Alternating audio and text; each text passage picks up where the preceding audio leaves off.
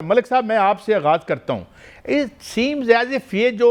ایک visionless psychopathic جو international establishment consisting of یہ ہے ٹرمپ اینڈ نتن یاہو، لگتا ہے they are sleepwalking to a precipice. اور اب معاملہ یہ ہے کہ وہ کارپٹ بامبنگ پہ آ گئے ہیں. ادھر ایران کہہ رہا ہے کہ ہم آپ کا ایٹمی پلانٹ اڑا دیں گے، اس سے کتنی بڑی تباہی آئے گی. پھر ہم نے یہ دیکھا کہ ادھر تو انہوں نے کارپٹ بامبنگ کر ہی رہے ہیں، مگر وہاں بھی جو غزہ کا منظر پیش کر رہا ہے اس وقت ہم یہ جو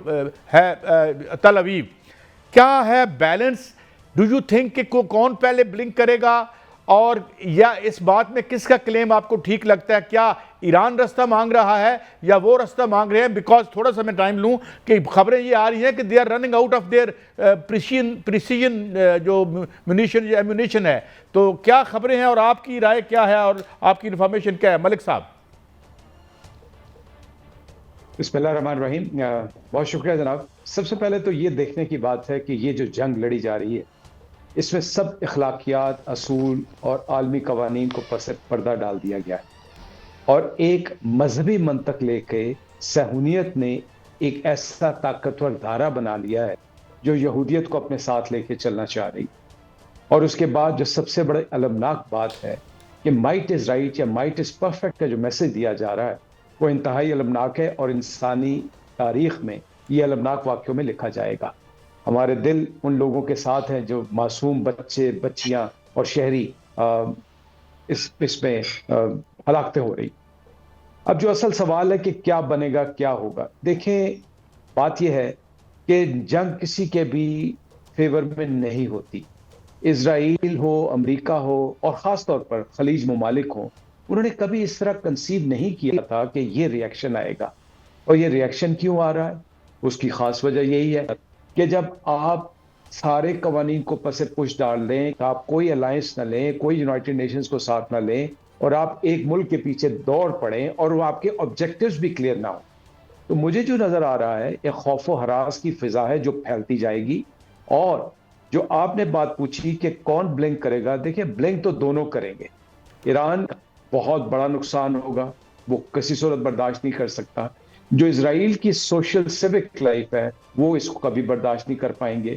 سملرلی امریکہ کے اوپر بھی ایک اقتصادی بحران آئے گا، اور پھر بلنک کروانے میں جو ایسوسیٹڈ فورسز ہیں، رشیا ہے، چائنا ہے، ساؤتھ کوریا کی آج سٹیٹمنٹس آ رہی ہیں، پلس یورپین یونین پہ ایک پریشر آ رہا ہے، اور خاص و خاص خلیج کے ممالک اس میں ضرور اپنا کردار ادا کر کے دونوں کو مجبور کریں گے.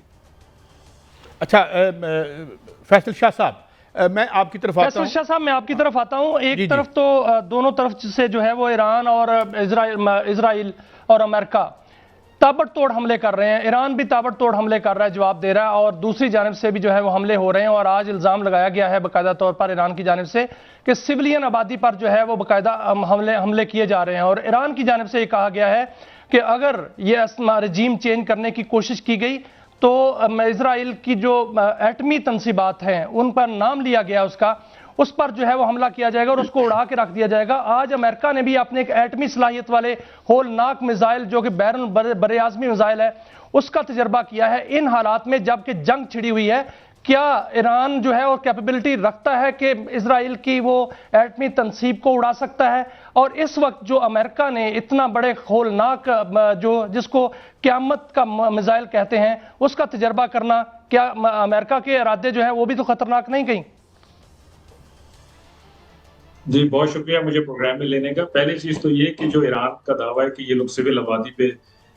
بمباری کر رہے ہیں، تو اس میں کوئی دو رائے نہیں ہے. آپ اگر یہ دیکھیے کہ ہفتے کی صبح جب جنگ شروع ہوئی ہے تو پہلا ٹارگٹ میناب میں وہ اسکول تھا جس میں 180 بچیوں کی شہادت، اور یہ کہہ کر اس پہ اٹیک کیا گیا کہ وہاں پہ ایران کی کوئی IRGC کے لیڈرز ہیں یا کوئی کمانڈرز ہیں جنہوں نے وہاں پہ پناہ لی ہوئی ہے، وہ وہاں پہ چھپے ہوئے ہیں، ان کا کوئی ہیڈ آفس ہے، ہیڈ کوارٹرز ہے، اس طرح کی کوئی بات کر کے اور اس اسکول پہ حملہ کیا گیا 180 بچوں. اس کے فوراً بعد تہران میں ایک ہاسپٹل ہے اس پہ حملہ کیا گیا اور اس کی بلڈنگ کو یہ ڈکلیئر کیا کہ یہ IRGC کا ایک آپریشن سینٹر. تو یہ تو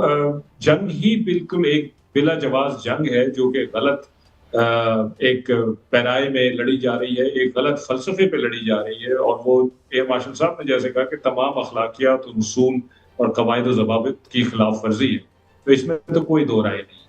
جہاں تک ایران کی قابلیت کی بات ہے، اگر میں آپ کو جون 2025 میں لے جاؤں، جب ایران اور اسرائیل کی جنگ ہو رہی تھی، تو ایران نے جنگ کے اواخر میں اسرائیل کا بہت نقصان کیا تھا، اور یہ چیز ٹرمپ صاحب کی اسٹیٹمنٹ سے آیا تھی جو جنگ کے بعد انہوں نے دی تھی، اور انہوں نے کہا کہ اسرائیل کا جنگ کے آخر میں ایران نے بہت زیادہ نقصان کیا تھا، جس کی وجہ سے امریکہ کو بیچ میں آنا پڑا۔ تو ایران کی ابھی بھی یہ قابلیت ہے، ابھی بھی آپ اگر دیکھیے تو وہ ایک مکس بیگ میزائلز کا دیکھتے ہیں، جس میں ان کے ہلکے میزائلز بھی ہیں اور ان کے تگڑے میزائلز بھی ہیں۔ اور جو ہلکے میزائلز ہیں وہ ان کا کام ہوتا ہے کہ جو ایئر ڈیفنس سسٹم ہے اس کو سیچوریٹ کر دیا جائے،